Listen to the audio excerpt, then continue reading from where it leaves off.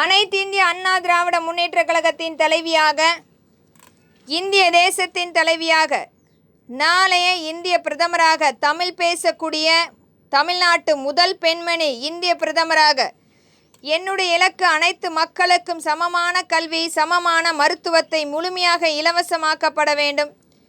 வரியில்லா தேசமாக இந்திய தேசத்தை உருவாக்கப்பட வேண்டும்.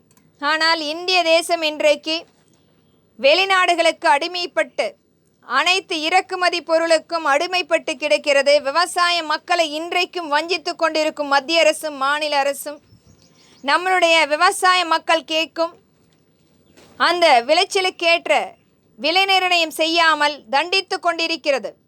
கால்நடைகளை முழுமையாக முடக்கி வெளிநாடுகளிலிருந்து இன்றைக்கும் பால் பவுடர்களாக எத்தனையோ பொருட்களை இன்றைக்கு இறக்குமதி செய்து கொண்டிருக்கிறார்கள்.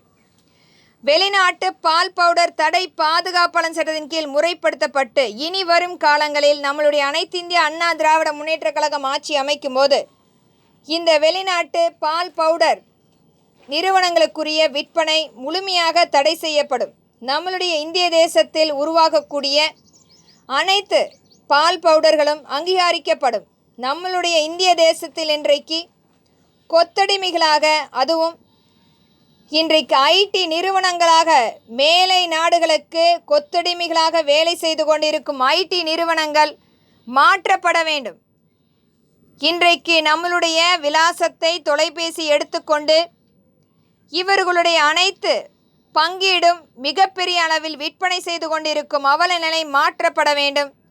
ஜஸ்டைல் போன்ற நிறுவனங்கள் இன்றைக்கும் பினாமி நிறுவனங்களாக இந்திய தேசத்தில் ஊடுருவிக்கொண்டு எண்ணற்ற இன்றைக்கு அமேசான் போன்ற நிறுவனங்கள், ஜஸ்டைல் போன்ற நிறுவனங்கள், இது போன்ற எண்ணற்ற பினாமி நிறுவனங்கள் வெளிநாட்டுகளுடைய தனிநபர் ஆதிக்கமாக இன்றைக்கு ஊடுருவி நம்மளுடைய இந்திய தேசத்தை முழுமையாக அடிமைப்படுத்தி கொண்டிருக்கிறது. ஆனால் இன்றைக்கு நாம் சுதந்திர நாளன்று சுதந்திரமாக கொண்டாடி கொண்டிருக்கிறோம். ஆனால் மீண்டும் அடிமைப்பட்டு, மிகப்பெரிய அடிமைப்பட்டு கொத்தடிமைகளாக அவர்களுடைய வேலைக்காரர்களாக இன்றைக்கு வேலை செய்து கொண்டிருக்கிறோம்.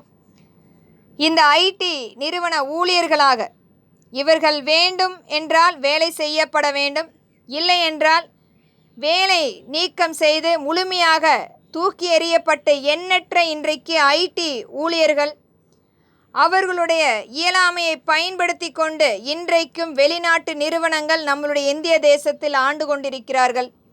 இது மாதிரியான அனைத்தையுமே முறைப்படுத்தும் சட்டமாக நம்மளுடைய பாதுகாப்பாளர் சட்டம் முறைப்படுத்தப்படும். ஒரு கட்டாயம் சட்டமாக நம்மளுடைய விவசாய மக்களுக்குரிய அங்கீகாரம், விளைச்சலுக்குரிய அரசினுடைய விலைப்பட்டியல் மற்றும் தொழில் உற்பத்திக்குரிய விலைப்பட்டியல் முறைப்படுத்தப்பட்ட அரசே நேரடியாக கொள்முதல் செய்யும் திட்டம் அனைத்துமே அங்கீகரிக்கப்படும்.